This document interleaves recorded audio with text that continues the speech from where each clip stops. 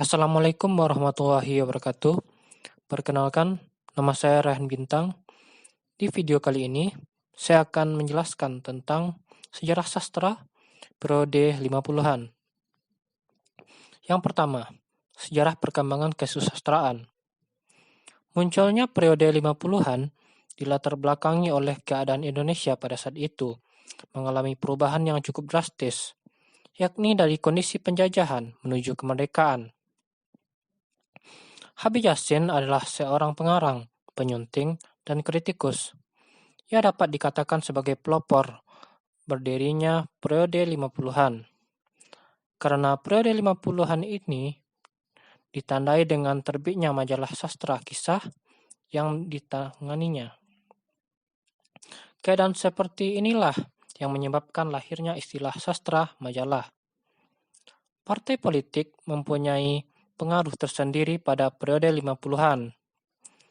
Partai-partai politik mulai bermunculan yang dapat bergerak bebas pasca kemerdekaan.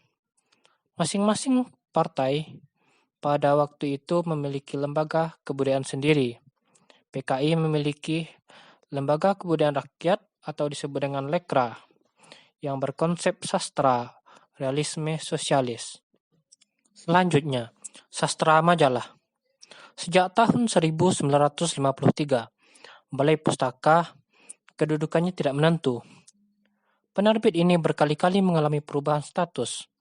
Oleh karena itu, aktivitas sastra terutama hanya dimuat dalam majalah-majalah seperti Gelanggang, Siasat, Mimbar Indonesia, Zenit, dan Pujangga Baru. Karangan-karangan yang dapat dimuat akhirnya hanya dalam bentuk sajak, cerpen, dan karangan lain yang tidak begitu panjang. Para pengarang pun lebih produktif berkarya pada sektor tersebut. Hal inilah yang menyebabkan munculnya istilah sastra majalah.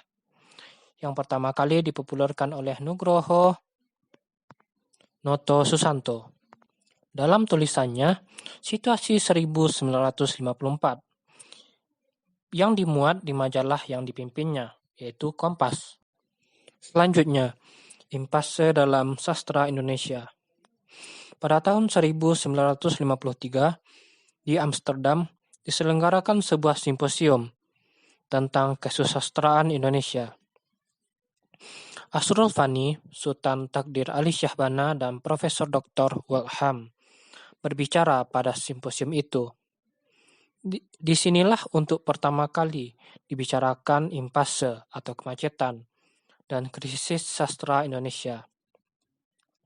Sujat Moko menulis sebuah esai yang berjudul Mengapa Konfrontasi dan dimuat di majalah tersebut. Ia berpendapat krisis dalam sastra akibat dari krisis kepemimpinan politik dan sastrawan hanya menulis cerpen-cerpen kecil. Sitor Situmorang berpendapat Indonesia mengalami krisis ukuran menilai sastra. Situr menganggap krisis dalam diri Habib Yasin karena ukurannya tidak matang. Selanjutnya, pengarang dan karya sastra.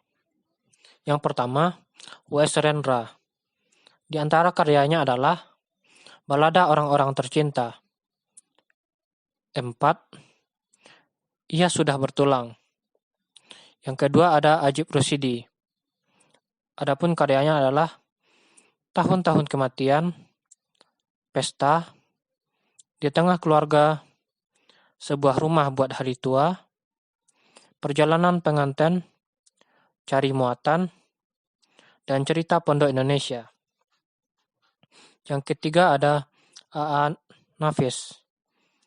Di antara karyanya adalah Robohnya Surau Kami, Biang Lala, Hujan Panas, dan Kemarau. Yang keempat ada Trisno Jawono. Di antara karyanya adalah Angin Laut, Di Medan Perang, Madu, dan Kisah-Kisah Revolusi. Yang kelima ada N. Hadini. Di antara karyanya adalah Dua Dunia dan Hati Yang Damai. Selanjutnya ada Situr Situmorang. Di antara karyanya adalah Dalam Sajak, Dalam Mutiara kumpulan 3 mutiara, Pertemuan dalam salju, dan Wajah tak bernama. Selanjutnya, karakteristik karya sastra periode 50-an. Yang pertama, corak karya cukup beragam karena pengaruh faktor politik. Yang kedua, gaya epik berkembang dengan berkembangnya puisi cerita dan balada dengan gaya yang lebih sederhana. Ketiga, gaya mantra mulai terlihat. Keempat, gaya slogan dan retorik mulai berkembang. Selanjutnya, perbedaan karya sastra periode 50-an dengan angkatan 45. Pada periode 50-an, mulai dikenalnya gaya epik pada puisi, gaya retorik dan slogan, sosial dan politik, ceritanya tentang pesan. Sedangkan pada angkatan 45, gayanya individualis dan bebas, bercorak realis dan natural, terlihat sinisme dan sarkasme. Nah, itulah dia pembahasan kita tentang sejarah sastra angkatan 50-an. Terima kasih sudah menonton. Mohon maaf atas kesalahan. Assalamualaikum warahmatullahi wabarakatuh.